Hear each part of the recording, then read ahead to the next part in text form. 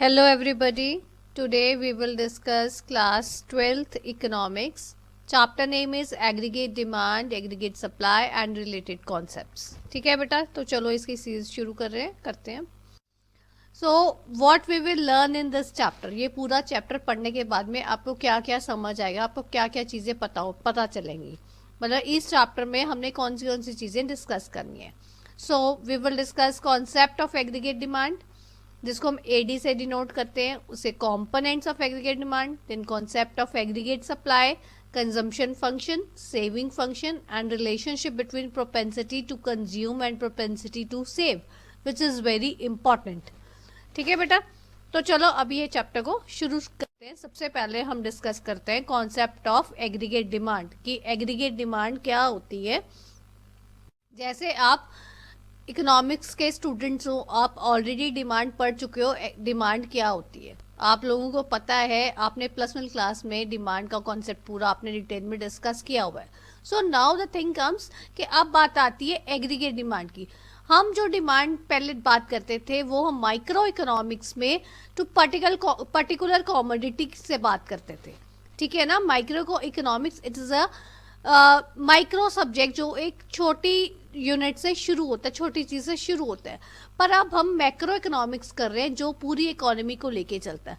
सो इसके बीच में जो एग्रीगेट डिमांड का कॉन्सेप्ट है, that is the demand which refers to demand for all goods and services in economy.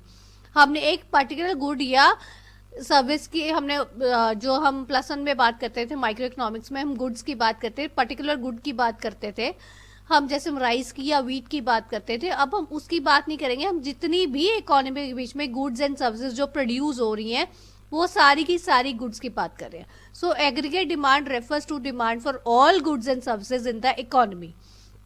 It does not refer to demand for any particular good और service in the market.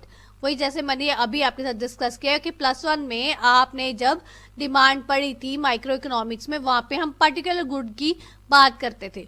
पर this हम aggregate demand एक vast concept है, बड़ा concept है. तो उसके बीच में हम एक गुड की या एक सर्विस की बात नहीं करते. हम for all demand for all goods and services इकट्ठे करके सारी गुड्स एंड सर्विसेज को उनकी जो डिमांड इकोनॉमी में हो रही है उसकी बात कर रहे हैं. ठीक है.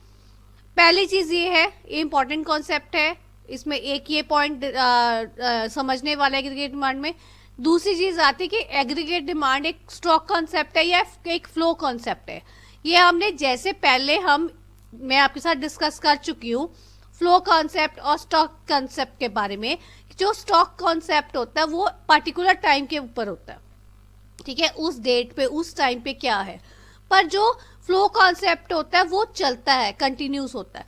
So aggregate demand is a flow concept. अगर आपको MCQ में 1 मार्क क्वेश्चन में ये आ जाता है कि एग्रीगेट डिमांड क्या है, फ्लो कॉन्सेप्ट है या स्टॉक कॉन्सेप्ट है, तो आपको पता होना चाहिए एग्रीगेट डिमांड जो है वो हमारा फ्लो कॉन्सेप्ट है. क्योंकि वो क्यों फ्लो कॉन्सेप्ट है बेटा, क्योंकि वो एक साल के लिए किया जाता है. ठीक है ना. एग्रीगेट डिमांड हम इकोनॉमी में पूरी गुड्स एंड सर्विसेज की एक साल एक अकाउंटिंग पीरियड के लिए बात करते हैं. सो इसलिए वो एक फ्लो कॉन्सेप्ट है, it is not a stock concept. ठीक है. नेक्स्ट पॉइंट इंपॉर्टेंट इज कि aggregate demand is always measured in terms of an expenditure. Expenditure के टर्म्स में हम उसको मेजर करते हैं एग्रीगेट डिमांड को. And aggregate demand is always expressed what people wish to spend और plan to spend at different levels of income. अब ये देखो, एक कोई भी इकोनॉमी है उसमें जितने लोग हैं सबकी इनकम एक सार तो नहीं है, किसी की कम है, किसी की ठीक है, किसी की ज्यादा है. राइट. तो जब डिफरेंट लेवल्स ऑफ इनकम है उतनी डिफरेंट लेवल्स ऑफ इनकम में वो कितना अपने गुड्स एंड सर्विसेज को परचेज करने के लिए अमाउंट अपना स्पेंड करने को रेडी है, that is the aggregate demand जो हम एक्सप्रेस करते हैं, जितना दे विश टू स्पेंड और दे प्लान टू स्पेंड. ठीक है. सो एग्रीगेट डिमांड इन सब से हमारा क्या निकलता है, aggregate demand refers to the desired expenditure और द प्लान्ड एक्सपेंडिचर. ठीक है. क्योंकि हमने अभी बात की what people wish to spend और पीपल प्लान टू स्पेंड, इसलिए aggregate demand is a desired expenditure या planned expenditure on the purchase of domestically produced goods and services during an accounting year. इस चीज में एक चीज ध्यान रखना यहाँ पे एग्रीगेट डिमांड जो की बात करते हैं वो डोमेस्टिकली प्रोड्यूस गुड्स की बात करते हैं, फॉरेन गुड्स की बात नहीं करते, ना फॉरेन गुड्स की ना फॉरेन सर्विसेज की, ठीक है। जो what the people they planned, it is a desired expenditure or the planned expenditure on the purchase of domestically goods, produced goods and services in the economy during an accounting period, accounting year, ठीक है। सो ये तो हमारा basically है aggregate demand का concept कि aggregate demand क्या होती है, राइट। आगे हम बात करते हैं एग्रीगेट डिमांड कर्व की। एग्रीगेट डिमांड हमने डिस्कस कर लिया, अब बात आती है कर्व की, कर्व कैसा बनेगा। अब ये देखो, ये हमारा कर्व बना हुआ है, एक्स एक्सेस पे हम इनकम शो कर रहे हैं और वाई एक्सेस पे एग्रीगेट डिमांड या एग्रीगेट एक्सपेंडिचर, ऐसे जैसे अभी मैंने आपके साथ डिस्कस किया वो प्लान या डिजायर्ड एक्सपेंडिचर होता है aggregate demand. So aggregate demand और aggregate expenditure is shown on the y axis and income is shown on the x axis, right. ये आप पहले इसको ध्यान से देख लो। ये देखो, जो पहले आपका यहाँ पे उस पे जो आपका मैं आपको बताती हूँ, ये देखो, this is your investment curve, then this is your income curve, right.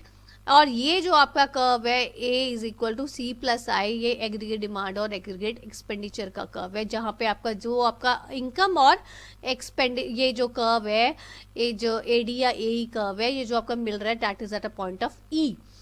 यहाँ पे एक चीज़ आपने ध्यान रखनी है, जो आपकी इनकम है, ये जो आपका OY एक्सेस, OY जो आपकी रे जा रही है, ये आपकी 45 डिग्री पे है। 45 डिग्री का मतलब है कि जो लेवल जैसे जैसे ये लेवल ऑफ इनकम जो है वो आपका राइज हो रहा है, ठीक है। पहले एक लेवल पे तो ज़ीरो हो गया ना, वहाँ से यहाँ पे आपका ज़ीरो इनकम थी, यहाँ से आपकी राइज हो रही है, ऐसे आपकी राइज हो रही है। इस चीज़ में आपने एक बात ध्यान रखना, इस डिमांड कर्व में, ये एडी कर्व में, अभी मैं आपको बता रही हूँ कि ये देखो कुछ यहाँ पे, यहाँ तक, ये देखो इस पॉइंट तक, ई पॉइंट तक जो था आपकी, आप इनकम जो है वो आपकी कम थी और आपकी कंजम्पशन ज़्यादा थी। कंजम्पशन ज़्यादा है, इनकम कम है। क्यों है ऐसा? क्योंकि एक देखो, आपकी इनकम अगर ज़ीरो भी होगी, even though you will eat something, कुछ एक्सपेंडिचर आपको करना ही पड़ेगा, बेशक आप किसी से उधार लेके करो, खाना तो आपने खाना ही है।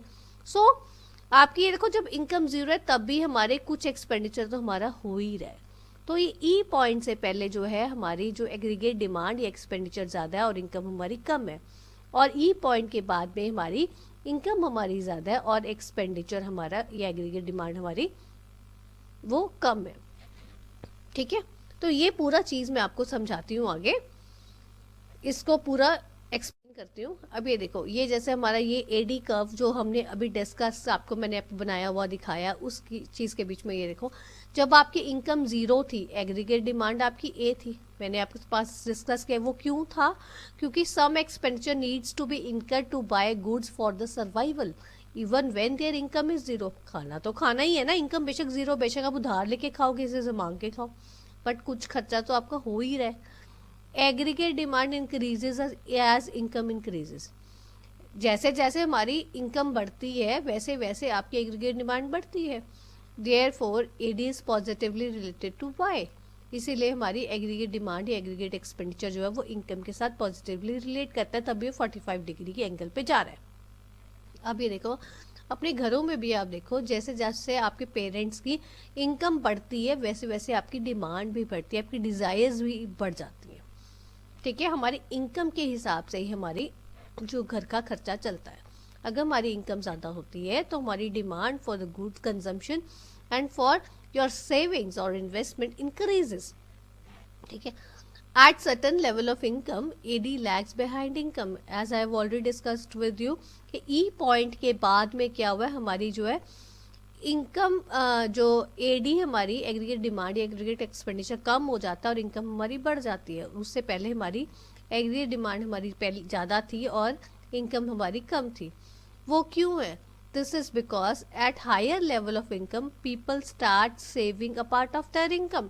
अब ये देखो, अब जब आपकी इनकम आपकी ज़्यादा होती है तो क्या होता है, एक पॉइंट तक आप अपना खर्चा कर रहे हो, ये तो नहीं है आपकी जितनी भी इनकम आ रही है सारी की सारी आप खर्चे में यूज करते हो, no, but you also save a part of your income and you save. हम सेव किस लिए करते हैं? For the future expenses to be borne by you, right. हम उन कुछ अपना जो इनकम है हम अब कुछ पार्ट उसका सेव करके रखते हैं ताकि हमारे जो फ्यूचर में अनफोर्सीन एक्सपेंडिचर आने, एकदम से कुछ आ जाता है फ्यूचर में हमारे को ज़रूरत पड़ती है उसके लिए हम यूज़ कर सकें. ठीक है, तो ये तो था आपका एडी कर्व क्या है, उसकी एक्सप्लेनेशन क्या है. Now comes components of aggregate demand या एडी. कंपोनेंट्स क्या है एग्रीगेट डिमांड या एडी के? वो बेसिकली हमने डिस्कस किए 2 पॉइंट ऑफ व्यू से, एक क्लोज्ड इकोनॉमी और एक ओपन इकोनॉमी के पॉइंट ऑफ व्यू से.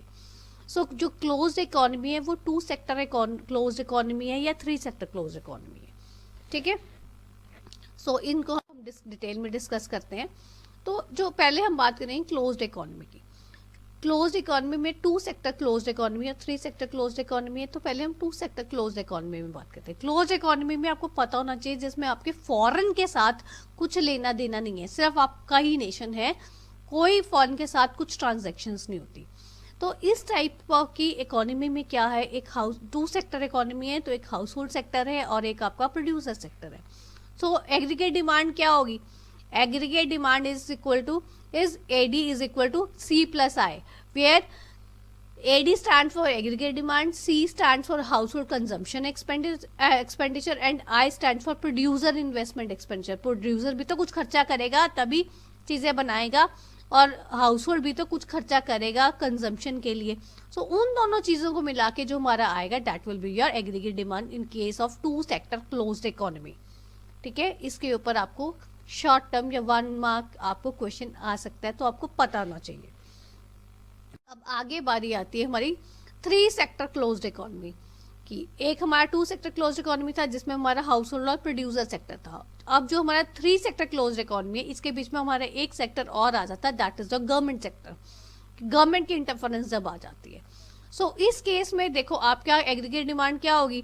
House hold C plus I plus G, where C stands for household consumption expenditure, I stands for private investment expenditure and G stands for government expenditure. Government भी तो अपना role play करेगी, कुछ खर्चा करेगी, that will be included in the aggregate demand. ठीक है, सो 3 sector closed economy में आपका aggregate demand is C plus I plus G, जिसके बीच में हमारा गवर्नमेंट एक्सपेंडिचर भी आ जाता है. अब बारी आती है हमारी, हमने पहले डिस्कस किए components of aggregate demand in closed economy. अब हम बात करेंगे components of aggregate demand in open economy. अब ओपन इकोनॉमी में क्या होता है? जिसके बीच में आपके फॉरेन नेशंस के साथ लेना देना होता है. तो this type of economy includes house hold sector, producer sector, government sector and rest of the world sector. ठीक है, इसके बीच में फॉरेन नेशंस को हमने क्या नाम लिया? Rest of the world sector. तो अभी तक हमने 3 सेक्टर इकोनॉमी क्लोज्ड इकोनॉमी में हमने बात की थी aggregate demand is C plus I plus G. सो अब हमारी ओपन इकोनॉमी आ गई है. ओपन इकोनॉमी के बीच में हमारा rest of the world sector आता है. तो C plus I plus G के बीच में एक टर्म और ऐड हो जाएगी that is your exports minus imports, that is X minus M. ये देखो जैसे आपका फॉर्मूला मैंने दिया है, aggregate demand is equal to C plus I plus G plus X minus M, where X minus M is net exports. Net exports stands for exports minus imports, means जो हमने export किया और जो हमने import किया उन दोनों का जो डिफरेंस आएगा, जो नेट वैल्यू आएगी that will be added in your aggregate demand. ठीक है, अभी तक बेटा हमने डिस्कस किया है कि एग्रीगेट डिमांड का कॉन्सेप्ट एंड कंपोनेंट्स. उसके कॉन्सेप्ट और कंपोनेंट्स में हमने कंजम्पशन एंड इन्वेस्टमेंट इनकम सब हमने डिस्कस किए. अब बारी हमारी आती है एग्रीगेट सप्लाई की. तो अभी जो बात आएगी वो आएगी कि एग्रीगेट सप्लाई का क्या कॉन्सेप्ट है, what is the concept of aggregate supply. So we will start with this. Okay, aggregate supply क्या होती है? Aggregate supply refers to aggregate production as planned by the producers during an accounting year. अगर आपको याद हो aggregate demand में हमने बात की थी domestically produced goods and services की. उसके बीच में हमारी डिजायर्ड एक्सपेंडिचर और प्लान्ड एक्सपेंडिचर की हमने बात की थी एग्रीगेट डिमांड में. ठीक है ना, और वो with in the country during an accounting year. In the same वे जो एग्रीगेट सप्लाई है वो किसकी बात करता है, वो बात करता है एग्रीगेट प्रोडक्शन की। जितनी हमारी प्रोडक्शन हम जो प्रोड्यूसर्स ने प्लान की है वो भी हमारा डिजायर्ड था, ये भी हमारा डिजायर्ड ही है, प्लान्ड है ना।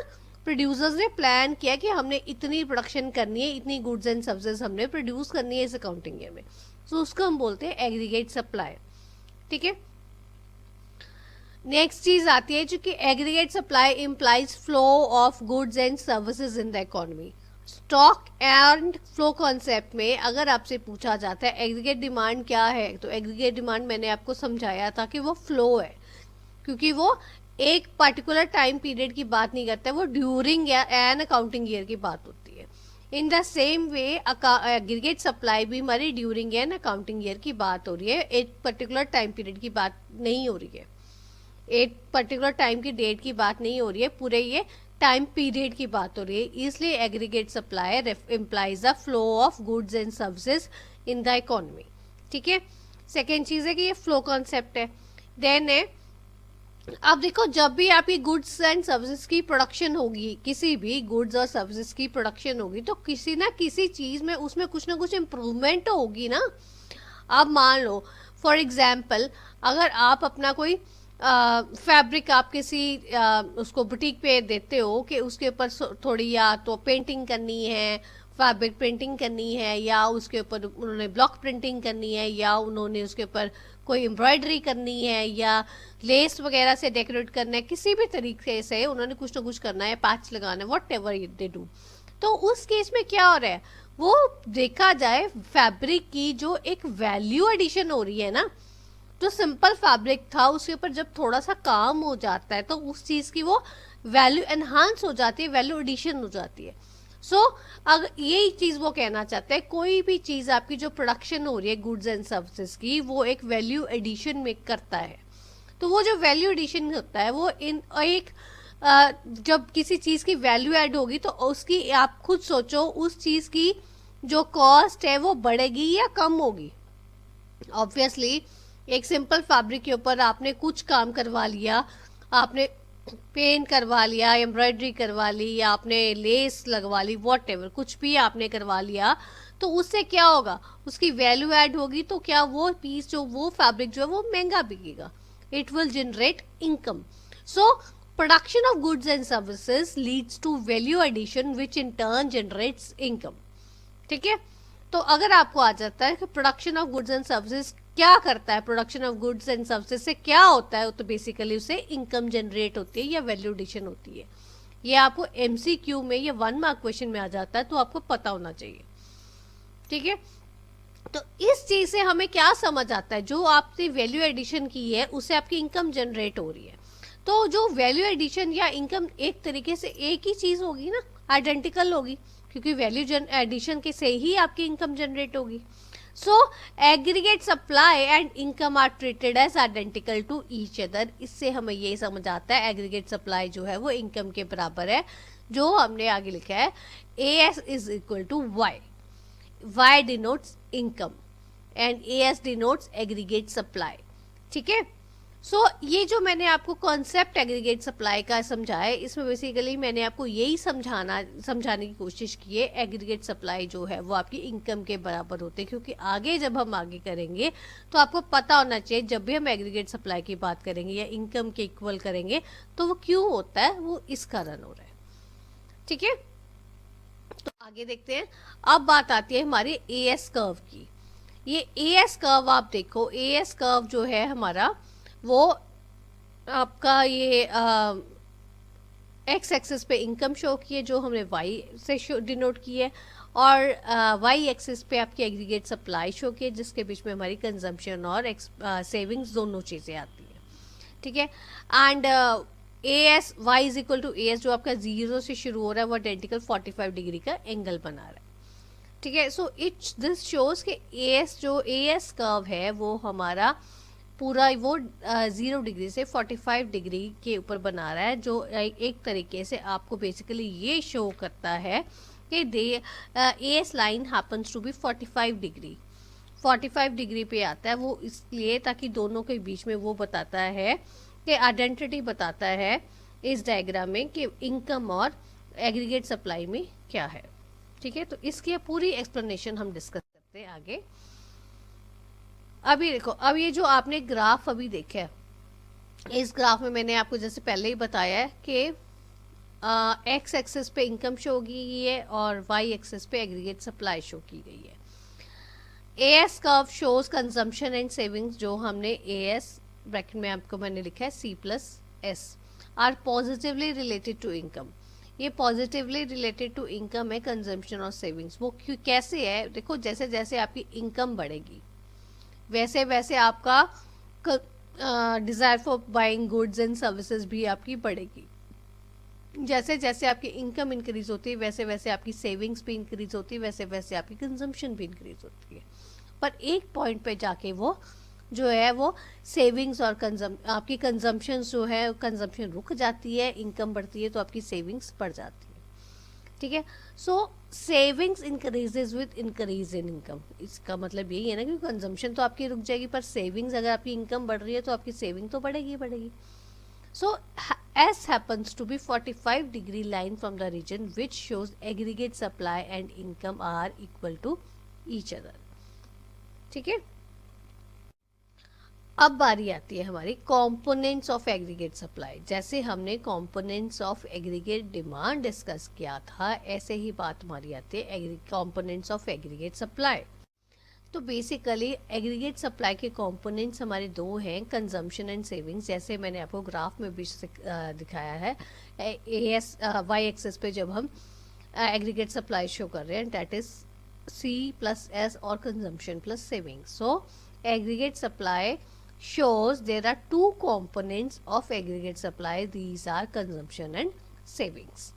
ठीक है, तो हम इनको जो कंजम्पशन एंड सेविंग्स हैं ये हमारे डिटेल में है आगे, और ये हम पूरा डिस्कस करेंगे जैसे हम इस चैप्टर को आगे कंटिन्यू करेंगे। Now we will discuss consumption function. जैसे हमने पहले बात की है, एग्रीगेट सप्लाई के दो कंपोनेंट्स हैं, कंजम्पशन एंड सेविंग।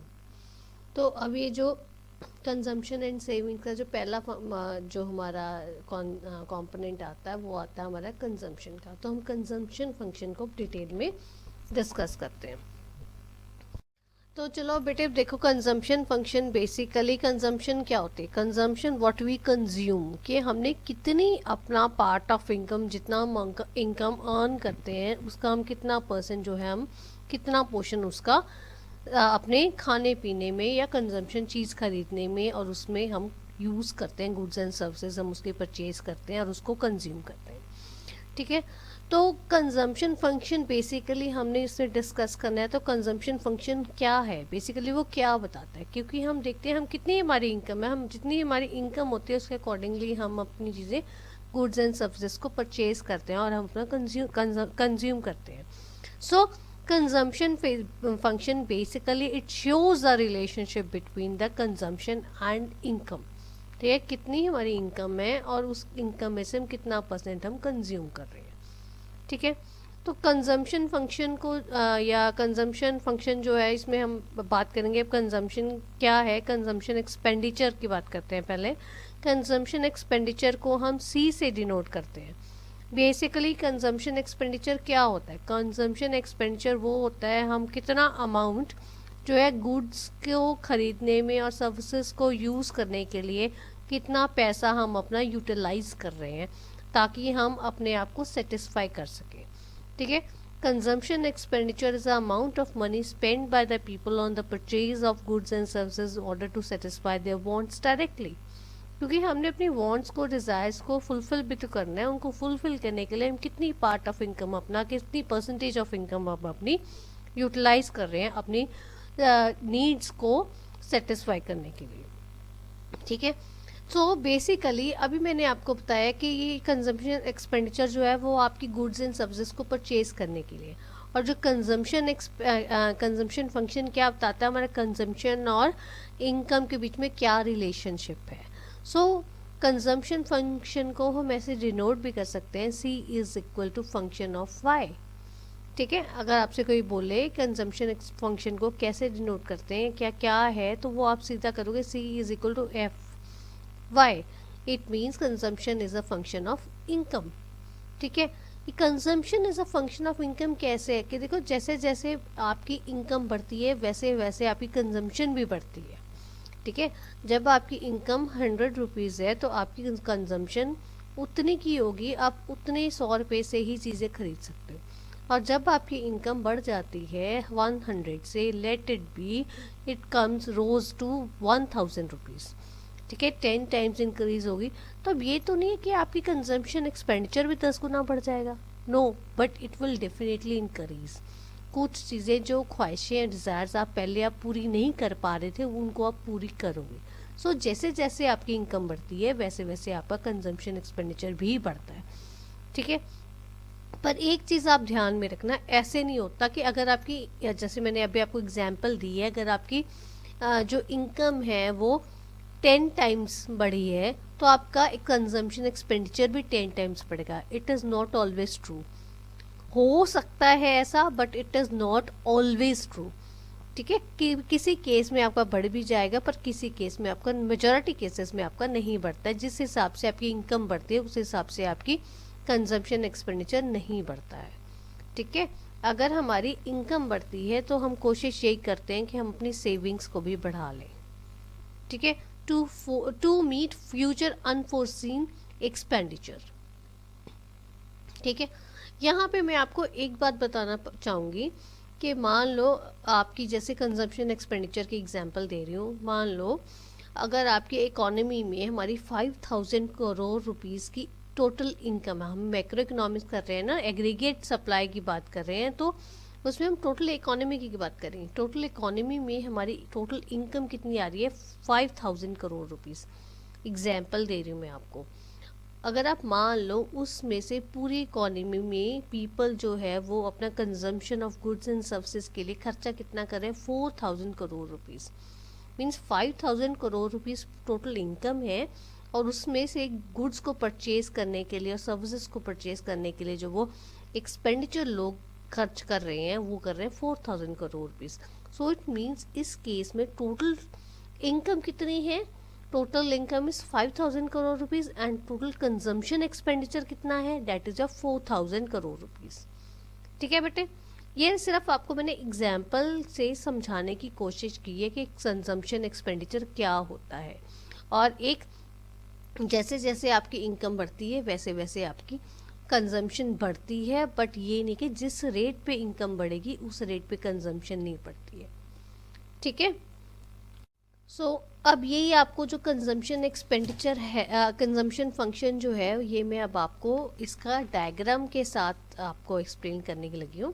डायग्राम बनाया है मैंने, ये डायग्राम को आप केयरफुली देखो। ये देखो, हमने वाई एक्सेस पे कंजम्पशन शो की है क्योंकि हम कंजम्पशन फंक्शन बना रहे हैं, और एक्स एक्सेस पे हमने इनकम शो की है। ठीक है, अब यहाँ पे एक चीज़ आप नोट करोगे, ये देखो जो y है हमारा 45 डिग्री है पे जा रही है एंगल पे, ये बेसिकली हमारी y आपकी इनकम है। ठीक है, कि इनकम आपकी बढ़ रही है 45 डिग्री के एंगल पे जा रही है, और ये CC जो लाइन है, CC लाइन आपकी आ रही है कंजम्पशन की। ठीक है, अब आप यहाँ पे एक चीज़ देखो, यहाँ पे पहले हमारा जो इनकम है हमारी जब ज़ीरो थी तो कंजम्पशन हमारा यहाँ से स्टार्ट हो रही है। जब हमारी ज़ीरो थी तब भी हमारी कंजम्पशन, मिनिमम कंजम्पशन थी, दैट वाज योर ON। ठीक है, income was zero but consumption was ON। वो क्यों, क्योंकि ये देखो ऐसा है कि आपको गुड्स एंड सर्विसेज, कुछ चीज़ें तो आपको खाना तो आपने खाना ही है, तो कुछ आपकी इनकम अगर आपकी ज़ीरो भी होगी, आप बेशक किसी से मांग के अपनी नीड्स को सेटिस्फाई करोगे, फुलफिल करोगे, आप करोगे तो सही, कंजम्पशन तो फिर भी हो रही है।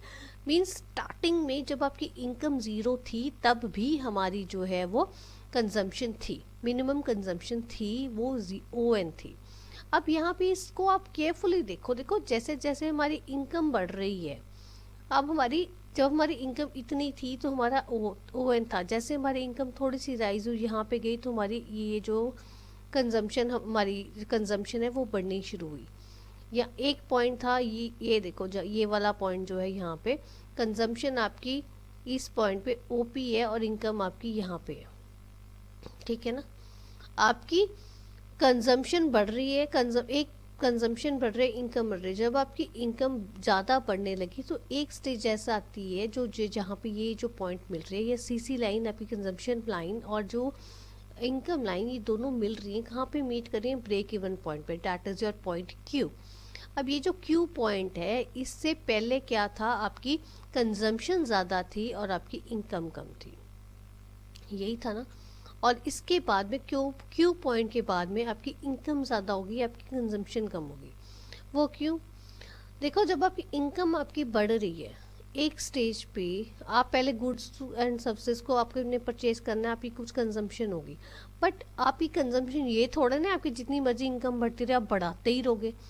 किसी स्टेज पे जाके आपकी कंजम्पशन एक्सपेंडिचर जो है वो रुक जाता है, आपकी इनकम बढ़ भी रही है वो रुक जाता है। अब ये देखो, ये जो क्यू पॉइंट है, ये क्यू एक ऐसा पॉइंट है जहाँ पे आपका कंजम्पशन और आपकी इनकम जो है वो बराबर है। ये जो बराबर है जहाँ पे, that is your break even point, ठीक है। इस पॉइंट से पहले आपकी कंजम्पशन ज़्यादा है और इस पॉइंट के बाद में आपकी इनकम ज़्यादा है। अब देखो, जब आपकी income, when your income is more than your consumption, means income आपकी ज़्यादा है कंजम्पशन से, तो आपकी पैसा खर्च, पूरे कंजम्पशन एक्सपेंडिचर करने के बाद में भी आपका कुछ पैसा बच रहा है ना, जब आपकी इनकम ज़्यादा है। तो वो जो आपका पैसा बच रहा है, वो हमारा केस आ रहा है ये वाला, जहाँ पे मैंने आपको शो किया प्लस एस शोज सेविंग्स। क्योंकि फिर लोग क्या करना शुरू करते हैं, पार्ट ऑफ देयर इनकम अगर जो आपकी बच जाती है उसको आप वो सेव करना शुरू कर देते हैं। यहाँ पे हमारी सेविंग्स पॉजिटिव आ जाती है। और यहाँ पे हमारी जब कंजम्पशन हमारी ज़्यादा है, इनकम हमारी कम है, तो हमारी सेविंग्स नेगेटिव है, ठीक है बेटा। तो यहाँ पे मैंने इस डायग्राम से आपको यही एक्सप्लेन करने की कोशिश की है। इसकी प्रॉपर एक्सप्लेनेशन आगे मैं आपको थ्योरेटिकली भी आपको करवा रही हूँ। अब ये देखो, आपने अभी डायग्राम में हमने देखा है, O N is the minimum level of consumption, it must be incurred even when the income is zero, because you have to satisfy your needs, you have to borrow the money. अगर आपको बेशक बोरो भी करनी पड़े, तभी आपने needs को अपनी सेटिस्फाई करने के लिए आपकी कुछ कंजम्पशन तो होगी, इसलिए वो जो आप, जब आपकी इनकम ज़ीरो थी तो मिनिमम लेवल ऑफ कंजम्पशन तब भी हो रहता है। सीसी लाइन या consumption function line constantly moves up, showing rise in the consumption as income increases.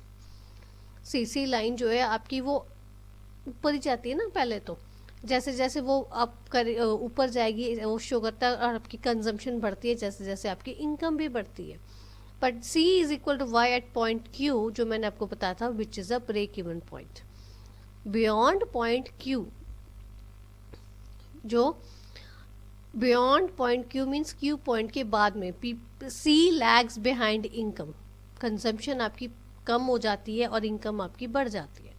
Showing that after a particular level of income is reached, people save a part of their income. मैंने यही समझाया था ना आपको। Prior to Q, consumption is more than income, a situation of borrowing or negative savings. यही मैंने आपको बोला था, जब आपकी इनकम कम है, इनकम आपकी कम है, कंजम्पशन आपकी ज़्यादा है, आपको अपनी डिज़ायर्स को, नीड्स को सेटिस्फाई करने के लिए आप या तो बोरो करोगे या आप अपनी सेविंग्स जो आपने पहले की होगी उनको आप निकाल लोगे, ठीक है। तो जिसको हम नेगेटिव सेविंग्स या बोरोइंग्स की सिचुएशन करते हैं, जिसको मैंने -S से आपको डायग्राम में फिगर में डिनोट करके बताया है। And after Q, C is less than Y. C is less than Y means consumption is less than income. It is a situation of positive savings. कि यहाँ पे जब आपकी इनकम ज़्यादा है और आपका कंजम्पशन कम है, तो people start saving part of their income to meet the future unforeseen expenses, ठीक है। ये है हमारा कंजम्पशन फंक्शन का कॉन्सेप्ट। ये आपको डायग्राम पूरा मैंने एक्सप्लेन किया है। Now we have discussed about the consumption function. Consumption function को समझने के बाद में उसके बीच में चीज़ आती है प्रोपेंसिटी टू कंज्यूम। अब ये प्रोपेंसिटी टू कंज्यूम क्या होती है, ये बहुत इंपॉर्टेंट कॉन्सेप्ट है, अच्छा कॉन्सेप्ट है, ऐसे क्वेश्चंस भी आपको आ जाते हैं पेपर में, सो इसको केयरफुली समझना। अब ये देखो प्रोपेंसिटी टू कंज्यूम बेसिकली क्या है. Basically propensity to consume is a ratio between consumption and income. जो हमारा कंजम्पशन फंक्शन है वो एक कंजम्पशन और इनकम के बीच में ही एग्रीगेट कंजम्पशन और एग्रीगेट इनकम में ऑफ एन इकोनॉमी के बीच में उसका रिलेशन है, उसकी रेशियो कंजम्पशन फंक्शन उसका रिलेशन शो करता है. तो जो प्रोपेंसिटी टू कंज्यूम है वो एक रेशियो बताती है कंजम्पशन की और इनकम की, राइट. अब जो हमारी प्रोपेंसिटी टू कंज्यूम है ये बेसिकली इसके टू एस्पेक्ट्स होते हैं. एक एवरेज प्रोपेंसिटी टू कंज्यूम जिसको हम एपीसी भी बोलते हैं, और एक मार्जिनल प्रोपेंसिटी टू कंज्यूम जिसको हम एमपीसी कहते हैं. नॉर्मली बच्चे आपको एपीसी का क्वेश्चन नहीं आता, एमपीसी का न्यूमेरिकल क्वेश्चन आ जाता है एग्जाम में. ठीक है, तो पहले हम बात करेंगे एपीसी की कि एवरेज प्रोपेंसिटी टू कंज्यूम क्या होती है. Average propensity to consume basically ये total consumption and total income, total consumption जिसको हम सी से कैपिटल सी से डिनोट करते हैं और टोटल इनकम जिसको हम कैपिटल वाई से डिनोट करते हैं, उन दोनों के बीच में क्या रेशो हमारी है एक इकोनॉमी के बीच में, एक गिवन लेवल ऑफ इनकम के बीच में टाइम पे क्या उन दोनों के ऊपर रिलेशन है कंजम्पशन का और इनकम का, वो हमारी average propensity to consume show करती है. इसको बेसिकली हम शो एक्सप्रेस कैसे करते हैं, A P C is equal to capital C upon capital Y, और you can say average propensity to consume is equal to consumption divided by income. ठीक है, आपको ये फॉर्मूला पता होना चाहिए. नॉर्मली इसके ऊपर डायरेक्ट क्वेश्चन नहीं आता है, but you should know the formula, क्योंकि आगे हम इस चैप्टर को जब कंटिन्यू करेंगे तो हम A P C and M P C के बीच में जो हम रिलेशन को लर्न करेंगे तो उसके ऊपर कई बार आपको एमपीसी दी होती है और आपको एपीसी निकालनी होती है. वो कैसे आप फाइंड आउट करोगे उसके लिए आपको पता होना चाहिए. ठीक है, so now comes marginal propensity to consume. अभी हमने बात की एवरेज प्रोपेंसिटी टू कंज्यूम की, जो बेसिकली आपका रेशियो बताती है टोटल कंजम्पशन और टोटल इनकम के बीच में. वो है हमारी एवरेज प्रोपेंसिटी टू कंज्यूम, जो हम नॉर्मल एवरेज किसी भी चीज़ की निकालते हैं वैसे ही इसकी निकालते हैं. Now comes marginal propensity to consume. Marginal का क्या मतलब होता है, means change, one step additional, है ना, यही होता है ना, आपने प्लस में पढ़ा हुआ है. So marginal propensity to consume basically बताता है हमारा रिलेशन या रेशियो बताती है चेंज इन, हम कंजम्पशन और इनकम की बात कर रहे हैं तो change in consumption over divided by change in income. So marginal propensity to consume और MPC is a relation between, is a ratio between change in consumption, you can show it as by delta C, and change in income which is expressed by delta Y. ठीक है, delta means change, so change in consumption divided by change in income. So MPC is equal to change in consumption divided by change in income, or you can say delta C upon delta Y. ठीक है बेटा, जो हमारी APC है वो हमारी simple C upon Y है, उसके बीच में सिंपल रेशियो है, और जो हमारी MPC है उसमें हमारी चेंज आ जाती है, सो डेल्टा आ जाता है इसमें, delta C upon delta Y. अब हम चलो इसके ऊपर एक क्वेश्चन करते हैं MPC के ऊपर, क्योंकि नॉर्मली आपको एग्जाम में भी आ जाता है क्वेश्चन. ये देखो, जैसे if income increases from 1000 crore to 1200 crore, means change कितनी आई है इनकम में, 1000 करोड़ से 1200 करोड़ कितनी चेंज आई, that is 1200 minus 1000 crore, that comes out to be 200 crores, and consumption increases from 800 crores to 900 crores, और change in consumption कितनी आई है हमारी 900 minus 800 that is 100 crores. so अब देखो इसमें हमने MPC निकालनी है, MPC निकालनी है, चेंज इन कंजम्पशन आपकी आ गई, चेंज इन इनकम आपकी आ गई, है ना. आप फॉर्मूले में पुट करो, आपका इजीली आंसर आ जाएगा. इसको मैंने थ्योरेटिकली भी लिखा हुआ है, it shows that change in income is 200 crore, अभी जैसे मैंने आपको समझाया, which leads to change in consumption by 100 crore. ठीक है ना. So MPC is equal to delta C upon delta Y, that is equal to 100 upon 200, that is 0.5. So marginal propensity to consume और MPC is equal to 0.5. ठीक है बेटा, I think ये एक simple सा न्यूमेरिकल था, आपको बताने की कोशिश की है मैंने, समझाने की कि MPC कैसे फाइंड आउट करनी है. तो आप इजीली ऐसे को अगर कोई क्वेश्चन आता है तो आप इजीली इसको कर सकते हो. Now comes slope of C line and estimation of MPC. Slope of C line mean slope of consumption line and estimation of MPC हमने कैसे करनी है। ये बेसिकली आपको जो है, जो मैंने आपको पहले समझाया कंजम्पशन फंक्शन में भी समझाया, वही चीज़ है इसमें। अब आपको बेसिकली मैंने आपको एमपीसी के फॉर्म में एस्टिमेशन की आपको बताई गई है। ये देखो सीसी हमारी कंजम्पशन लाइन है, ठीक है, income on X axis and consumption on Y axis. तो ये देखो बेटा, जो हमारी जब हमारी इनकम ओ ई थी तो हमारी कंजम्पशन कितनी थी, ओ वाई। किस पॉइंट पे मीट करी थी, ये क्यू पे, है ना, सीसी लाइन पे ये क्यू पे मीट कर रही थी। फिर जब हमारी इनकम बढ़ती है इकोनॉमी में, ओ ई से ओ एफ पे गई तो आपकी कंजम्पशन बढ़ गई ओ एम से ओ एल पे, तो नया पॉइंट आया आर। सो मीन्स मतलब चेंज इन कंजम्पशन कितना हुआ है, एल एम हुआ ना चेंज इन कंजम्पशन। ये एल एम जो है आप 0 L minus 0 M is equal to delta C. और ऐसे ही आपकी इनकम जो है वो आपकी वो चेंज हुई है। इनकम कैसे चेंज हुई है, 0 एफ माइनस 0 ई, और F minus E U can से, ठीक है ना। तो वो हमारी डेल्टा इनकम आई है। तो ये आपकी बेसिकली स्लोप लाइन दिखाई गई है कि ये आपका डेल्टा सी आपका एक्सप्रेस किया गया चेंज इन कंजम्पशन और चेंज इन इनकम, ठीक है। ये आपको अगर एग्जाम में स्लोप लाइन उन्होंने पूछ ली, कंजम्पशन फंक्शन की स्लोप लाइन बनानी है, एस्टिमेशन ऑफ एमपीसी करना है, तो वो आपने ऐसे शो करना है। सो अब बारी आती है algebraic presentation of consumption function, कि अलजेब्रिकली हम कैसे उसको प्रेजेंट करते हैं कंजम्पशन फंक्शन को। Consumption function is equal to consumption, हम जिसको सी से डिनोट करते हैं, is equal to C bar. C bar is minimum level of consumption और कांस्टेंट कंजम्पशन, जो हमारी कम से कम कंजम्पशन हमारी होनी है। इनकम बेशक ज़ीरो हो, कम से कम कंजम्पशन होगी, वो हमारी सी बार आएगी, plus B small B into Y, where B stands for MPC, or you can say marginal propensity to consume, that is delta C upon delta Y, and Y is your income, ठीक है। Basically हम ऐसे इसको algebraically ऐसे present करते हैं consumption function को। अगर कंजम्पशन फंक्शन की आपको इक्वेशन पूछ ली जाए तो आपने ये शो करनी है और नीचे पूरी आपने बताना है कि इसकी सबकी एब्रीविएशन, सी का मतलब क्या है, सी बार का मतलब क्या है, बी का क्या है और वाई का क्या है, ठीक है। नाउ इसके ऊपर हम नॉर्मली क्वेश्चन एग्जाम में इस टाइप से आ जाते हैं, तो वो सॉल्व करके देखते हैं। उन्होंने बोला है फाइंड सी हमने निकालना है जब सी बार आपको दे रखी है 200, एमपीसी आपको दे रखी है 0.5 और इनकम आपको दे रखी है 1000।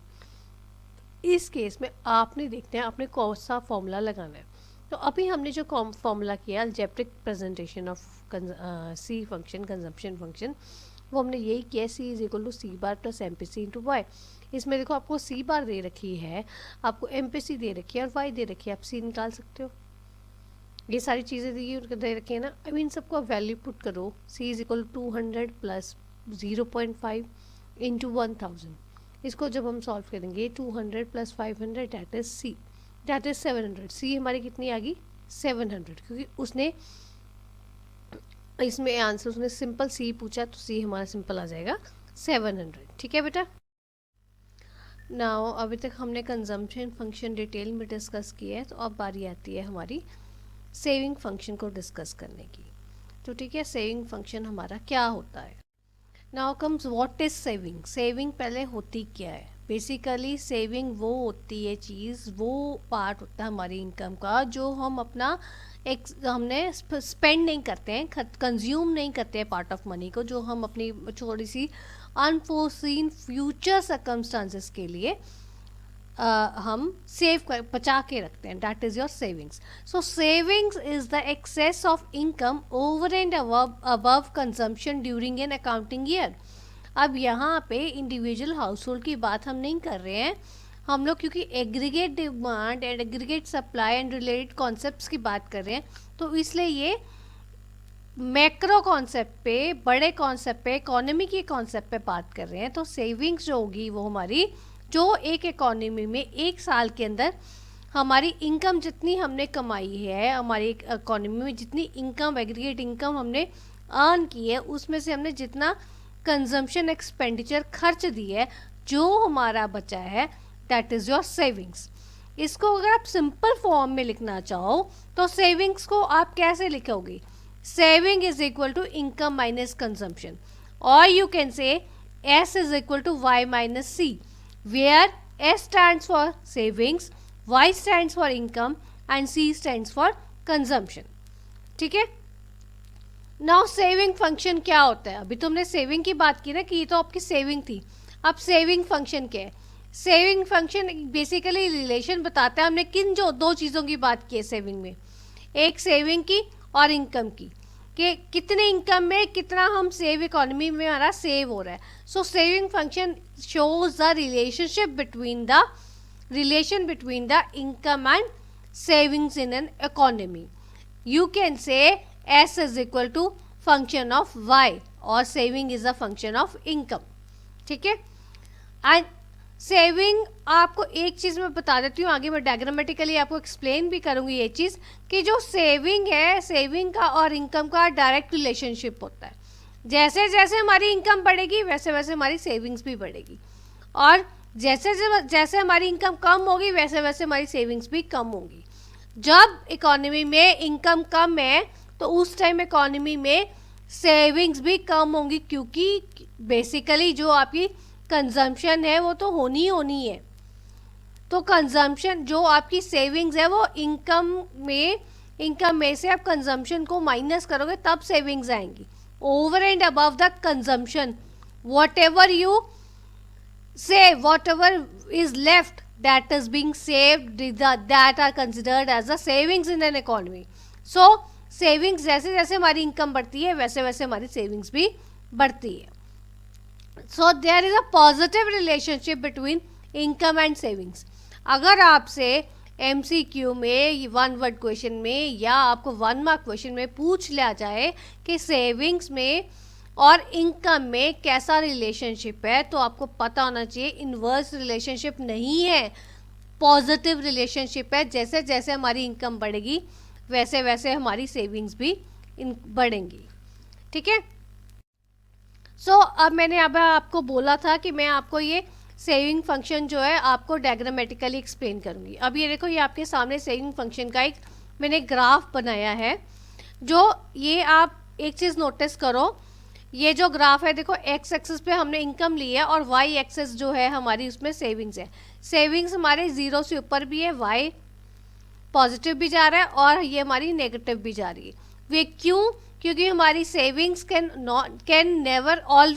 Always never be in a positive mode, वो नेगेटिव भी हो सकती हैं। ये जरूरी नहीं है कि सेविंग्स हमारी पॉजिटिव ही होंगी, सेविंग्स हमारी नेगेटिव भी काफ़ी केसेस में हमारी हो जाती है। ठीक है, सबसे पहले मैंने आपको बताया था, अगर आपको रिकॉल करो, जब आपको मैंने कंजम्पशन फंक्शन करवाया था तब मैंने आपको बताया था इनकम इकोनॉमी में हो या ना हो पर आपकी कंजम्पशन तो होगी ही होगी। कुछ मिनिमम लेवल ऑफ कंजम्पशन है जो होना ही होना है। ठीक है, so income can be 0 but consumption can not be 0। Obviously जब आपकी इनकम 0 होगी है ना, कंजम्पशन तो आपकी हो रही, तो उस केस में सेविंग्स कहाँ होंगी? सेविंग्स तो हो ही नहीं सकती, बिकॉज क्यों? आप कंजम्पशन कैसे करोगे? या बोरो करोगे, किसी से बोरो करके लो, या पुरानी अपनी सेविंग्स को निकाल के यूज़ करो। So at that time your savings will be in a negative mode, ऐसे जैसे नेगेटिव में जा रही हैं। ये देखो, अब ये यहाँ के बाद में देखो, जब तक हमारी मिनिमम इनकम जो है वो हमारी 100 नहीं हुई तब तक सेविंग्स हमारी नेगेटिव थी, क्योंकि हमारी इतना बना ही नहीं कि हम अपनी कंजम्पशन को पूरा यूज़ कर सके, पूरा उसके लिए हमारी इनकम हम कर सके।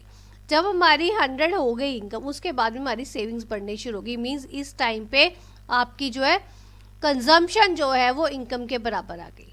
उसके बाद में क्या हुआ, हमारी इनकम जब हमारी बढ़ रही है तो हमारी सेविंग्स भी इंक्रीज हो रही है, पॉजिटिव मोड में आ रही है। ये देखो, यहाँ से जैसे इनकम आपकी इंक्रीज होनी शुरू हुई, इनकम हमारी 150 पे हुई तो हमारी सेविंग्स जो है वो बढ़ गई और सेविंग्स कहाँ गई हैं? ये 10 पे गई हैं। तो ये जो आपकी SS जो आपकी लाइन है ये बेसिकली सेविंग फंक्शन की लाइन है। ठीक है, सो इसको आप ध्यान से समझ लो एक बार कि पहले जब ये नेगेटिव है, ये तब है नेगेटिव जब हमारी कंजम्पशन हमारी जो है वो हो रही है और इनकम हमारी नहीं हो रही है, हमारी कंजम्पशन ज़्यादा है और हमारी इनकम कम है, इस केस में हम आपकी सेविंग्स जो है वो नेगेटिव होती है।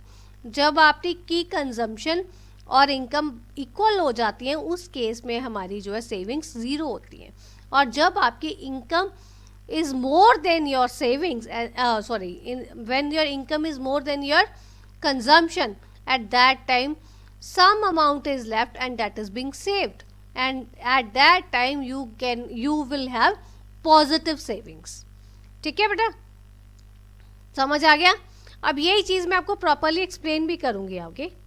अभी देखो ये जो अभी हमने मैंने आपको डायग्राम में एक्सप्लेन किया है वर्बली, उसको थेरेटिकली मैं आपको एक्सप्लेन कर रही हूँ कि अभी जो हमने डायग्राम देखा है उसमें देखो एस जो लाइन है वो सेविंग फंक्शन की लाइन थी, जैसे मैंने आपको बताया था, जो नेगेटिव से पॉजिटिव में जा रही है। और S is a straight line moving upward, सीधी ऊपर जा रही है। It shows a positive relationship between income and saving, कि जैसे जैसे हमारी इनकम बढ़ रही है वैसे वैसे हमारी सेविंग्स भी बढ़ रही हैं ना। यहाँ पे अगर आपने नोटिस किया हो, जब हमारी एस 0 थी तो हमारी वाई कितनी थी 100, मैंने आपको बताया था ना। उस जब हमारी सेविंग 0 हुई है, वाई हमारी 100 हुई है, वो एक ऐसी situation, it is a situation when your income is equal to consumption, क्योंकि हमारी सेविंग्स जो है वो नेगेटिव में नहीं गई हैं ना, हमारी पॉजिटिव में गई हैं, वो हमारी 0 हुई हैं। सेविंग्स हमारी 0 हुई हैं, उसका मतलब उस टाइम पे आपकी इनकम और कंजम्पशन बराबर है। वो हमारा जो होगा उस पॉइंट का क्या नाम आएगा, that is a break even point. ठीक है, एंड ब्रेक इवन पॉइंट से पहले, prior to it, S is negative, savings हमारी नेगेटिव है, एंड बियॉन्ड इट, उसके बाद में S is your positive, savings is are positive, you are having a positive savings. ठीक है बेटा, तो ये था आपका सेविंग फंक्शन का डायग्राम को मैंने एक्सप्लेन किया है। अब आगे बारी आती है हमारी प्रोपेंसिटी टू सेव की। जैसे हमने प्रोपेंसिटी टू कंज्यूम हमने समझा है, वैसे ही हमारा प्रोपेंसिटी टू सेव भी है। अब आपको जैसे प्रोपेंसिटी टू कंज्यूम आपको समझ आ चुके हैं अच्छे से, अब तो आपको प्रोपेंसिटी टू सेव बहुत इजीली समझ आ जाएगा। तो चलो शुरू करते हैं। अभी देखो, प्रोपेंसिटी टू सेव भी बेसिकली एक शेड्यूल ही है जो शो करता है डिफरेंट अमाउंट्स को that will be saved eight different levels of income, है ना। किस लेवल पे अगर हमारी इनकम इतनी होती है तो कितनी हम सेव कर रहे हैं, अगर इनकम हमारी इतनी बढ़ जाती है तो हम कितनी सेव कर रहे हैं, वो शेड्यूल एक टेबल शो करता है। जैसे हमारी प्रोपेंसिटी टू कंज्यूम के हमारे 2 एस्पेक्ट से, average propensity to consume and marginal propensity to consume, in the same way propensity to save के भी हमारे 2 एस्पेक्ट्स हैं, average propensity to save and marginal propensity to save, APS and MPS. Now comes APS क्या है, average propensity to save क्या है। ये बिल्कुल सेम वैसे ही है जैसे हमारा एपीसी एंड एमपीसी था। तो एपीसी में, एपीएस में, एवरेज प्रोपेंसिटी टू सेव में हमारा टोटल सेविंग्स और हमारी टोटल इनकम के बीच में रेशो जो है एक इकोनॉमी में at the given level of income में क्या है वो हमारे को बताता है। So APS is equal to S upon Y, where S stands for total savings and Y stands for total income, right. And अब बारी आती है एमपीएस की, मार्जिनल प्रोपेंसिटी टू सेव की। मार्जिनल प्रोपेंसिटी टू सेव हमारा क्या है, marginal propensity to consume की तरह ही हमारा रेशो शो करता है change in savings to change in income में, means delta S upon delta Y. So MPS is equal to change in savings upon change in income, और you can say MPS is equal to delta S upon delta Y. ठीक है बेटा, same चीज़ है जो हमने consumption की थी, propensity to consume में की थी, वही प्रोपेंसिटी टू सेव में है। सो लाइक मैंने आपको प्रोपेंसिटी टू कंज्यूम आपको मैंने एमपीसी आपको निकालना सिखाया था, इन द सेम वे एक आपको मैं इलस्ट्रेशन दे रही हूँ जिसमें आपकी एमपीएस हमने निकालनी सीखनी है। अभी देखो इसमें क्वेश्चन क्या है, if income increases from 1000 crore rupees to 1200 crore and savings increases from 40 crore to 160 crore, तो आपने एमपीएस निकालना है। अब इस केस में देखो आपको इनकम इंक्रीज बताइए 1000 से 1200 करोड़ हुई है, इसका मतलब क्या है कि 200 करोड़ हमारी चेंज इन इनकम आ गई, और आपकी सेविंग्स जो इंक्रीज हुई है 40 करोड़ से 160 करोड़ गई हैं। और यू कैन से 120 करोड़ आपकी चेंज इन सेविंग्स आई हैं, ठीक है।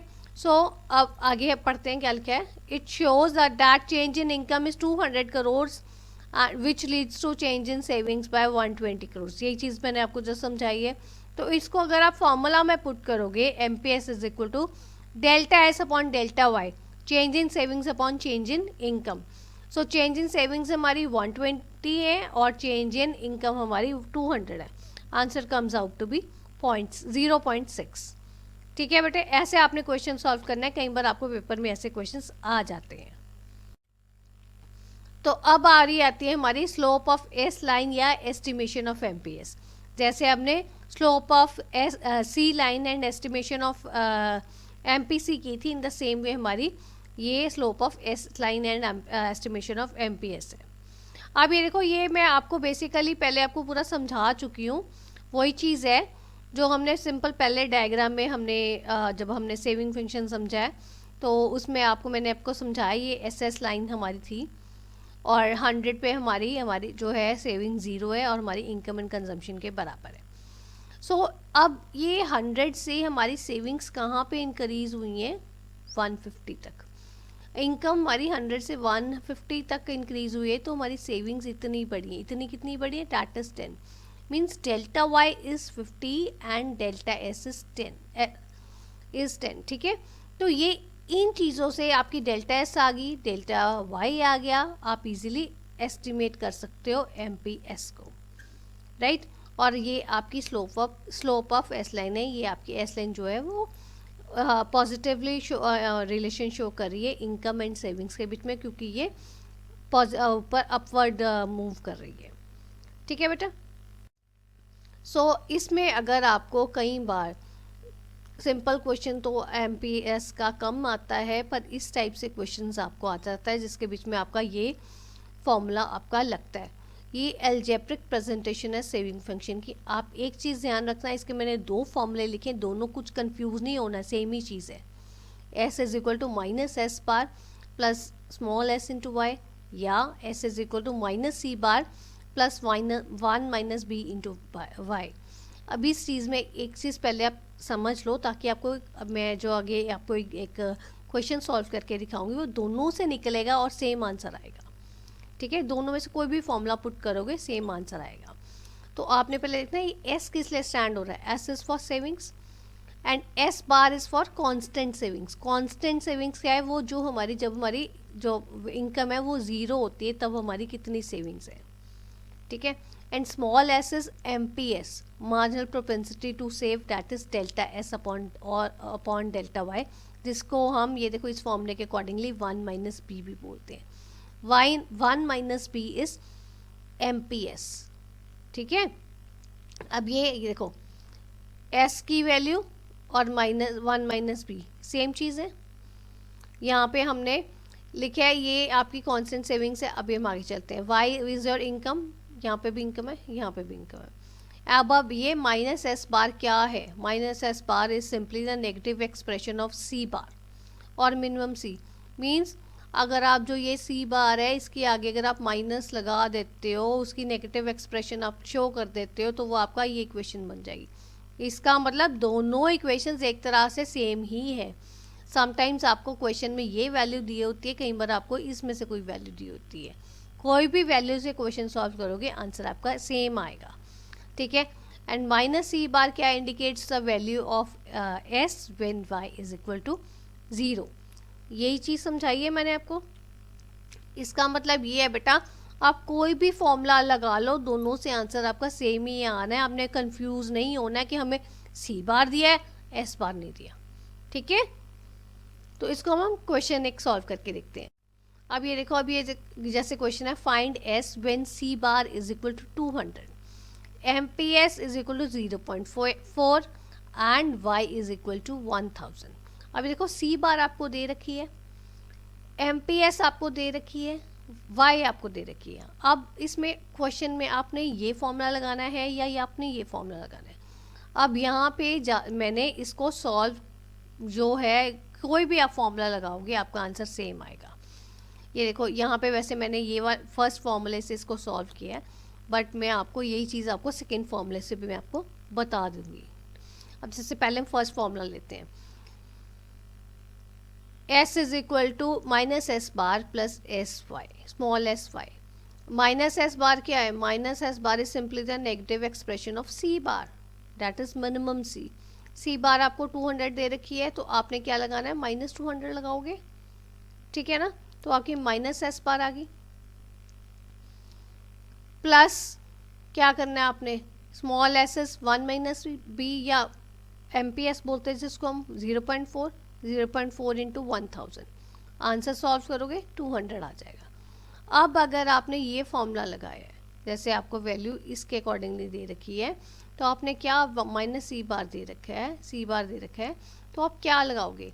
सी बार में हमने क्या लगाना है? सी बार के आगे आपने माइनस लगाना है, माइनस 200 प्लस 1 माइनस बी, और क्या होता है? That is marginal propensity to save, that is 0.4 into 1000। तो मीन्स आपकी वैल्यूज यही आई, आप बेशक ये फॉर्मूला लगाओ, बेशक ये फॉर्मूला लगाओ, आंसर दोनों केस में हमारा सेम 200 ही आएगा, एस आपकी चेंज नहीं होगी। तो ये बेसिकली मैंने दोनों मेथड से आपको इसीलिए करके दिखाया ताकि आप कंफ्यूज ना हो, ठीक है बेटा। अब ये देखो, हम लोग कंजम्पशन फंक्शन, सेविंग फंक्शन पूरा डिटेल में डिस्कस कर चुके हैं। एग्रीगेट डिमांड क्या होती है, एग्रीगेट सप्लाई क्या होती है, हम पूरा डिटेल में डिस्कस किए। इसके साथ में मैंने आपको propensity to consume and propensity to save भी आपको डिटेल में करवाया। अब ये जो propensity to save and propensity to consume, ठीक है, ये जो हमने किया है, डिस्कस किया है, इन दोनों के बीच में एक रिलेशनशिप है। हमने प्रोपेंसिटी टू कंज्यूम में average propensity to consume and marginal propensity to consume discuss किया, और प्रोपेंसिटी टू सेव में average propensity to save and marginal propensity to save हमने डिस्कस किया। इनके बीच में बेटा एक रिलेशनशिप है, वो रिलेशनशिप अब हम लोग डिस्कस करेंगे। तो चलो शुरू करते हैं। अब ये देखो, जो आप लोगों ने पहले बच्चे हमने पढ़ा है APC and MPC, APS and MPS, उन लोगों के, उन दोनों चीज़ों के बीच में एक बहुत अच्छा रिलेशनशिप है, वो रिलेशनशिप हम लोग डिस्कस करेंगे। तो ये देखो, जैसे APC is average propensity to consume and APS is average propensity to save. अब हम देखो APC और APS को अगर प्लस करेंगे तो 1 आएगा। अब ये 1 क्यों आएगा? क्योंकि देखो, इनकम को हम एज्यूम कर रहे हैं 1, और वो 1 के 2 पार्ट्स हैं, एक कंजम्पशन है और एक सेविंग्स है। कंजम्पशन और सेविंग को ऐड करोगे तो you will get 1, you will get income. So average propensity to consume plus average propensity to save, इन दोनों को अगर हम कंबाइन करते हैं तो वी विल गेट 1, ठीक है। इन the same way, marginal propensity to consume plus marginal propensity to save is equal to 1। ये बहुत अच्छे और बहुत इम्पॉर्टेंट कॉन्सेप्ट्स हैं, ये आप समझ लो ध्यान से, क्योंकि एग्जाम में आपको क्वेश्चन आ जाएगा कि जैसे आपको ये आपको ऑब्जेक्टिव टाइप या 1 मार्क क्वेश्चन में भी आ सकता है। जैसे आपको MPC दे रखी है और आपको या APS दे रखी है, और आपसे पूछा जाता है MPS दे रखी है तो MPC निकालो, APS दे रखी है तो APC निकालो। तो आप कैसे निकालोगे? कुछ नहीं करना आपने सिर्फ इतना देखना है कि MPC प्लस MPS इज 1, तो 1 में से सब्ट्रैक्ट कर दो MPC को, MPS आ जाएगा। And APC plus APS is 1, 1 में से APS को सब्ट्रैक्ट कर दो तो यू विल गेट APC, ठीक है बेटा। तो ये आपको क्वेश्चन कभी आ जाता है एग्जाम में, इसलिए ये रिलेशनशिप बहुत इंपॉर्टेंट है, इसको समझ लेना। और इस रिलेशनशिप के ऊपर मैं आपको आगे एक प्रॉपर आपको एक डेरिवेशन करवाऊंगी सेविंग फंक्शन की और इसकी कंजम्पशन फंक्शन की, ठीक है। तो चलो अब शुरू करेंगे आगे। अब ये देखो, ये जो आपको कंजम्पशन फंक्शन अगर आपको पता है और उससे हमने सेविंग फंक्शन कैसे निकालना है, डिराइव कैसे करेंगे, वो मैं आपको डायग्राम के हेल्प से समझा रही हूँ। ये मैं आपको दोनों डायग्राम्स अलग अलग आपको मैं समझा चुकी हूँ। सी फंक्शन और एस फंक्शन का। अगर आप रिकॉल करो, मैंने आपको जब आपको कंजम्पशन फंक्शन करवाया था तो ये ऊपर वाला डायग्राम करवाया था, और फिर जब मैंने आपको सेविंग फंक्शन करवाया तब मैंने आपको नीचे वाला डायग्राम करवाया। अब ये मैंने दोनों कंबाइंड डायग्राम्स बनाए। ये जो कंबाइंड डायग्राम्स मैंने इसलिए बनाए हैं ताकि हम सेविंग फंक्शन को कैसे डिराइव करते हैं कंजम्पशन फंक्शन से आपको इजीली समझ आ जाए, आपको इसमें क्रैमिंग करने की ज़रूरत ना पड़े। ठीक है, अब ये देखो, अब ये जैसे हमारे पास ये डायग्राम है, ए डायग्राम में आपका कंजम्पशन फंक्शन समझाया गया है और बी डायग्राम में आपका जो है वो सेविंग फंक्शन समझाया गया है। ये कंजम्पशन ए डायग्राम में कंजम्पशन आपकी वाई एक्सिस पे और इनकम आपकी एक्स एक्सिस पे है। तो ये देखो, पहले हमारी जो ये सी लाइन जो है वो हमारी कंजम्पशन की है और वाई लाइन जो है वो हमारी इनकम की है। तो ये आपको अभी तक मैंने आपको समझ आ गया होगा कि कंजम्पशन स्टार्टिंग में हमारी ज़्यादा होती है, इनकम कम होती है। कंजम्पशन हमारी जब इवन हमारी इनकम जब हमारी ज़ीरो भी होती है तब भी हमारी कंजम्पशन होती है। वो इसलिए होती है क्योंकि यू हैव टू मतलब कुछ आपको चीज़ें तो आपको कंज्यूम करनी ही पड़ती हैं, आपकी इनकम हो या ना हो। बेशक आपको कहीं से बोरो करके उनको फुलफ़िल करो, जैसे मर्जी फुलफ़िल करो। तो इस केस में जब ये आपकी देखो, जब आपकी कंजम्पशन ज़्यादा होगी और इनकम कम है, इनकम हमारी ज़ीरो है, कंजम्पशन हमारी 20 है, इस केस में क्या है, हमारी कोई सेविंग्स नहीं हो रही है, हमारी कंजम्पशन ही, हमारी इनकम ही इतनी नहीं है। तो इस केस में अगर आप नीचे डायग्राम देखो तो हमारी -20 में हमारी सेविंग लाइन जा रही है, जब हमारी इनकम जो है हमारी वो ज़ीरो है। ठीक है ना, इनकम हमारी ज़ीरो है तो हमारी सेविंग्स जो है वो इधर -20 जा रही है, क्योंकि हमारी कंजम्पशन +20 है। धीरे धीरे आपकी इनकम बढ़ी, वो स्ट्रेट जा रही है, इनकम बढ़ी। जब हमारी इनकम बढ़ी है, देखो बढ़ती बढ़ती हमारी इनकम एक पॉइंट पे पहुंची जहाँ पे हमारी इनकम एंड कंजम्पशन बराबर आ गई। अब ये जो पॉइंट है दैट ये 100 पे है, 100 कंजम्पशन है, 100 हमारी इनकम है, और ये नीचे भी आपको देखो 100 है। इस केस में देखो, जब 100 आपकी कंजम्पशन और इनकम आपकी इक्वल हो जाती हैं, इस केस के बीच में ये पॉइंट को हम बोलते हैं break even point, way consumption is equal to income. और इस पॉइंट को अगर आप नीचे लेके जाओगे, नीचे आपका ब्रेक इवन पॉइंट कहाँ पे आएगा, जहाँ पे आपकी सेविंग ज़ीरो होगी। मींस नेगेटिव सेविंग्स नहीं है, पॉजिटिव सेविंग्स भी नहीं है, जहाँ आपकी saving is equal to zero, वो आपका ब्रेक इवन पॉइंट नीचे आया। जब ये नीचे वाला देखो ब्रेक इवन पॉइंट आया तो ऊपर के साथ अगर आप रिलेट करोगे, जब आपकी कंजम्पशन जो है वो इनकम के बराबर होगी। और अब इससे अगर पीछे आप चलो तो सारे केसेस में आपकी कंजम्पशन ज़्यादा है और इनकम कम है। इट मीन्स इस पॉइंट पे हमारी जो नेगेटिव सेविंग्स है, जैसे हमने इसमें नीचे देखा है, इसको नेगेटिव सेविंग्स आ रही हैं। और फिर जैसे हम इस पॉइंट से आगे चलते हैं, हमारी इनकम बढ़ जाती है और हमारी जो कंजम्पशन है वो कम हो जाती है। जब हमारी इनकम बढ़ रही है, कंजम्पशन कम हो रही है, इट मीन्स कुछ हमारा सेव हो रहा है। वो जो कुछ हमारा सेव हो रहा है वो हमारा सेविंग्स में जा रहा है। अब यहाँ पे मैंने आपको वैसे ही एक पॉइंट निकाला है, ये देखो 150 जब आपकी इनकम है, इस पॉइंट पे हमारी कंजम्पशन कितनी है 140, मीन्स 10 आपके फिर बच रहे हैं। जो वो 10 बच रहे हैं वो कहाँ जाएंगे, वो आपके सेविंग्स में जाएंगे। ठीक है, ऐसे हमने दोनों डायग्राम्स को इकट्ठे करके मैंने आपको समझाने की कोशिश की। अब यही चीज़ मैं आपको थेरेटिकली प्रॉपर समझा रही हूँ। ये अभी आपको मैंने डायग्राम से समझाया था, अभी इसको आपको प्रॉपर एक्सप्लेनेशन आपकी दे रही हूँ। तो चलो देखते हैं। अभी देखो, एस लाइन जो है वो हमारी स्टार्ट हो रही है from the point which indicates the value of S bar. S bar means आपकी एस बार पे जहाँ पे हमारी जो है वो वैल्यू सी बार के बराबर आती है, जो आपकी कांस्टेंट कंजम्पशन और मिनिमम कंजम्पशन होगी, राइट। और जो value of S bar is equal to the value of C bar but with the negative sign, ये हम ऑलरेडी डिस्कस कर चुके हैं।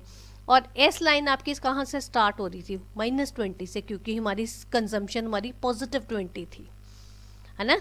सी लाइन हमारी +20 से हो रही थी, तो वो हमारी इनकम हमारी ज़ीरो है उस टाइम, तो हमारी जो सेविंग्स है, सेविंग लाइन जो है हमारी वो -20 से शुरू होती है। और S line crosses X axis when C is equal to by Y. ये आप पॉइंट रिकॉल करो जो आपका ब्रेक इवन पॉइंट है। और जब सी वाई के बराबर ऊपर डायग्राम फिगर ए में आ रही थी तो नीचे फिगर बी में सेविंग्स आपकी ज़ीरो थी, right. So slope of S line is equal to 1 minus slope of C line.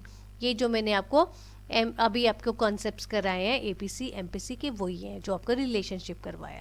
तो स्लोप ऑफ सी लाइन आपकी अगर 0.8 आ रही है, ठीक है, अगर आप सॉल्व करोगे, जो मैंने आपको डायग्राम्स में एग्जांपल दी थी, जैसे आपको मैंने बताया था कि जब आपकी इनकम 150 है तो आपकी जो कंजम्पशन थी वो 140 थी, ठीक है। और उससे पहले आप देखो आपकी 100 आपकी ब्रेक इवन पॉइंट था, 100 आपकी कंजम्पशन थी, 100 आपकी सेविंग थी, सॉरी इनकम थी। So means change in income कितनी हुई 50, 150 minus 100 is 50, and change in consumption कितना हुआ 140 माइनस 100 दैट इज 40।